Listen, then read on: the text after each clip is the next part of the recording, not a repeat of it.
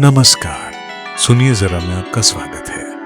मेरा नाम है रोहित दुबे और मैं आपको सुनाने जा रहा हूँ कई चांद थे सरे आसमां का 16वां बाब, दफ्तरे इम्कां। वो जयपुर से जरा आगे निकले थे कि दुनिया ही बदली हुई दिखाई दी। यूं तो पेड़ पौधों, चट्टानों, मकानों वगैरह में तब्दीलियां लाहौर पहुंचते ही सामने आ गई थीं, लेकिन कसूर के आगे से अरावली पर्वतमाला भी थोड़ी बहुत शुरू हो जाती थी। लिहाजा भूरे काले पत्थरों के बड़े बड़े ऊंचे चट्टान जैसे ढेर जगह जगह बिखरे मिलने लगे थे।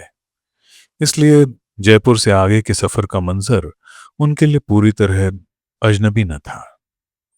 गर्मी हालांकि बहुत थी, लेकिन यह महीना कश्मीर में भी गर्मी का था, सो मौसम की भी सितमगरी अभी बर्दाश्त के अंदर थी। जंगलों से वो वाकिफ थे, मगर मुल्क हिंद के इन इलाकों में पानी की कमी उनको हमेशा हैरत में डाले रखती थी। मुल्तान तक वो एक बार जरूर गए थे, लेकिन वहां की भी खुश्की और कांटेदार दरख्त यहाँ के मुकाबले कुछ न थे। शाहराह के दोनों तरफ दूर तक भद्दे भूरे सब्ज रंग की मोटी और ऊंची झाड़ियां खौफ और उदासी पैदा करती थीं।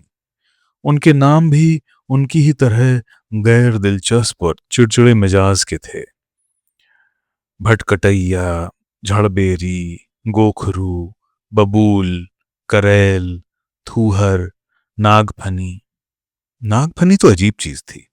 ज्यादातर पौधे तो 2-2.5 गज ऊंचे, उनके पत्ते निहायत मोटे, अगर उन्हें पत्ते कहा जा सके, घने, कालापन लिए। बहुतों में तो सिर्फ तना ही तना था, और कुछ में पत्तों के नाम पर मोटे मोटे कांटों से ढकी हुई हाथियों के खाने के रोट से मिलती जुलती शाखें। लेकिन शाखें भी कहाँ, किसी खूंखार खरगोश या जंगली गधे के कान कहें तो गलत न होगा। जमीन से सीधे उगे हुए, जड़ का नाम नहीं, आपस में गुत्थम गुत्था इस कदर कि उनके अंदर इंसान तो क्या, रेंगने वाले जानवरों का गुजर भी मुहाल। और उनके घने सरापा से कैंसर या राजफोड़े जैसी जानलेवा मनहूसियत बरसती थी। जयपुर से किशनगढ़ कोई 2.5-3 दिन का सफर था। पहले 2 दिन तो ठीक गुजरे, मगर तीसरी सुबह कूच करते ही उन्हें आंधी ने आ घेरा। उनका साइस कहने को तो राहबर भी था, मगर वह सीधी राह का आदी था, जहां मीनारे मील, हर 5-7 कोस पर सराय और कहीं कहीं छोटे मोटे गांव के बाशिंदे रास्ते का निशान देने के लिए काफी थे। यहां तेज आंधी ने उनके होश उड़ा दिए। कोई सायादार पेड़, कोई छत, किसी जोगी की कुटी, दूर दूर तक कुछ नजर न आता था। और नजर आता भी तो कैसे, गर्दो गुबार इस कदर था कि 2 गज के फासले पर कुछ दिखाई न देता था। घोड़े ठोकर खाते तो बमुश्किल संभलते, डर था कि कहीं पांव न तुड़ा बैठे। थोड़ी देर रुकना, फिर चलना, यही अमल कुछ देर जारी रहा। उन्हें पता ही न चला कि वो सीधे जा रहे हैं या कोल्हू के बैल की तरह आंखें बंद किए दायरे में चक्कर लगा रहे हैं। लेकिन इस फर्क के साथ कि हर कदम के साथ दायरे का केंद्र कुछ बदल जाता है और दिशाएं रेत की गुलामी में गुम होती जाती हैं। सच तो यह है कि उन्हें खबर ही ना हुई कि कब वो सड़क से हटकर सहरा में आ गए। वह रेगिस्तान ऐसा था कि जहां कोसों साए का नामो निशान न था। पानी नायाब, कोसों तक पानी का अकाल, न कोई चश्मा, न कुआं, न झील, न दरिया। साफ मैदान कि किसी के कहे मुताबिक हथेली की तरह चटियल मैदान। उफ, खुदा की जात। ज्यों ज्यों सूरज ऊपर चढ़ता है, गर्मी और तपिश और ज्यादा होती जाती है और धूप की गर्मी बढ़ती जाती है। धूप की तेजी से उनकी यह हालत हुई कि जोरदार हमला प्यास का हुआ, और वीराने की वजह से किसी पेड़ की पत्ती या जंगली फल या वनस्पति भी नहीं मिली। भूख उन पर छा गई। यह वह वीराना है कि जहां खिज्र और इलियास जैसे पैगंबर भी मारे मारे फिरे। बड़े बड़े राही ऐसे मैदान से डरते हैं। पानी ना मिलने के कारण सिर पटक कर मर जाते हैं। अभी कोई कोस दो कोस रास्ता कटा था कि सूरज सिर पर चढ़ाया, और अब वह तेजी धूप में आई कि मारे शिद्दत के गश आ गया। वो फिर होशियार हुए और घोड़े पर सवार होकर चले। फिर भूख और प्यास ने इस कदर परेशान किया कि अब घोड़े पर बैठा नहीं जाता है। उधर घोड़े की यह हालत है कि मारे प्यास के जबान निकाले हुए है और रास्ता नहीं चला जाता है। उस पर गजब यह कि सवारी भी पीठ पर मौजूद है।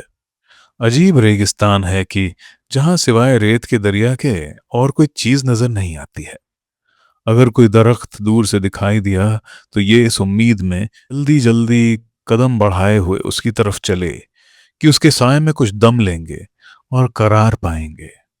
जब करीब उसके पहुंचे तो देखा कि वह भी पानी न मिलने के कारण जल गया है, और फूल पत्ती कुछ नहीं है। खाली तना खड़ा है, वह भी सूखा, कहीं तरी का नाम नहीं। अगर कोई चश्मा नजर पड़ा तो यह ख्याल किया कि शायद उसमें पानी होगा। जब उसके करीब गए, अव्वल तो पानी न पाया, और अगर पाया भी तो ऐसा खराब कि जिसे देखकर कै आने लगी।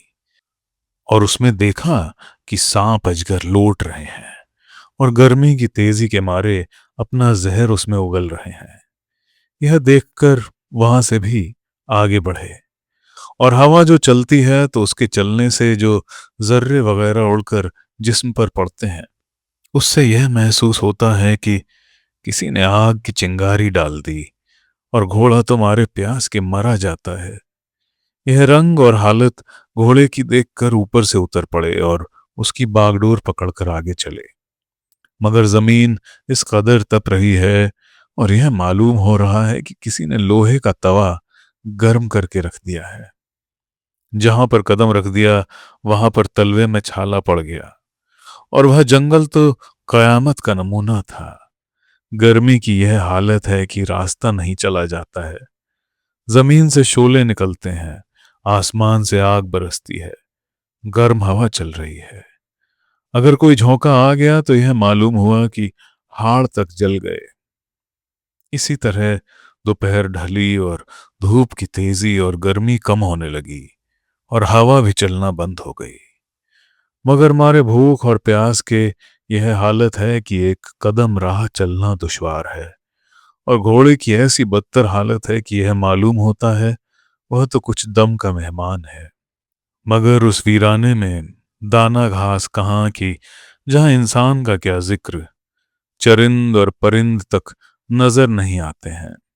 और अगर चील या गिद्ध जैसा कोई जानदार आफत का मारा भूले से आ भी गया तो उसके पर जल गए और वह खुद भी जलकर कबाब हो गया। और अगर कोई बचा भी तो उसके हाड़ सूखे हुए पड़े हैं और उड़ान से आजिज वह कहीं गिर पड़ा है।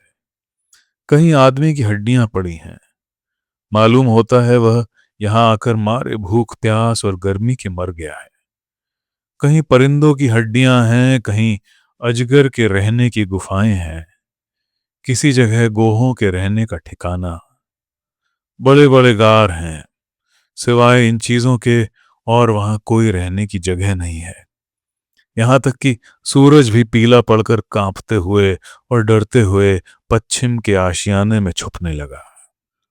शेख तसद्दुक हुसैन लिखित दास्तान आफताबे शुजात, जिल्द 1, पृष्ठ 153-54। लेकिन दाऊद और याकूब को यकीन था कि अब आगे जाना या पीछे जाना और भी गुमराही के सिवा कोई मानी नहीं रखता। उन्होंने अपने बदन पर चादरें और भी मजबूत लपेट लीं, आंख मुंह सब ढक लिए और घोड़ों से उतरकर उन्हीं के मामूली से साय में पड़े रहे। सूरज ढला तो हवा थमी, गुबार आहिस्ता आहिस्ता आसपास की झाड़ियों पर जम गया। अब सब कुछ दिखाई देने लगा, लेकिन देखने को कुछ न था। इस मानी में कि दुख और परदेश के इस वीराने में रास्ता बस ऐसा ही था जैसे किसी तस्वीर की आंख से निकली हुई निगाह। लेकिन उन्हें इतना पता था कि हमें दक्षिण पश्चिम की तरफ जाना है, दक्षिण ज्यादा और पश्चिम कम। डूबता सूरज उनके सामने था, लिहाजा वो आसानी से अपना रुख कमोबेश तय करके रवाना हुए। सड़क तक पहुंचना जरूरी था, लेकिन उससे ज्यादा जरूरी यह था कि कहीं भी सड़क से दूर या नजदीक कोई आबादी या कोई सराय मिल जाए, ताकि खुले आसमान तले रात गुजारने के खौफ और खतरे से निजात मिले। दाऊद और याकूब की तकदीर अच्छी थी। शायद जो हस्ती उन्हें खींच खींच यहां लाई थी, वह उनकी किसी न किसी रूप में रखवाली कर रही थी। जो भी हो, महज इत्तेफाक सही, लेकिन कोई 1 घंटा चलते रहने के बाद उन्हें एक छोटी सी आबादी की सियाही दूर से नजर आई। फिर छोटे जानवरों के एकांत रेवड़ सिर हिलाते हुए अपने घरों की तरफ बढ़ते हुए नजर आए। गर्दन में लटकी हुई घंटियों का सुरीला गीत धीरे धीरे फिजा को सींचता हुआ और भी दूर से ऊंटों के पहाड़ जैसे डीलों का साया उनकी तरफ आता हुआ। ये मंजर उनकी आंखों के सामने यूं गुजरे गोया वह ख्वाब में हो, और अभी आंखें खुल जाएंगी तो वही लखदख वीराने और सहरा होंगे और उनकी बेचारगी होगी। उनका रहबर तो हंस भी रहा था और रो भी रहा था। रास्ते के जोखिम से वाकफियत उसे अपने नए आए मुसाफिरों से बहुत ज्यादा थी। तो दोस्तों, ये था कई चांद थे सरे आसमां का 16वां बाब। अगला बाब हम जल्द ही लाएंगे।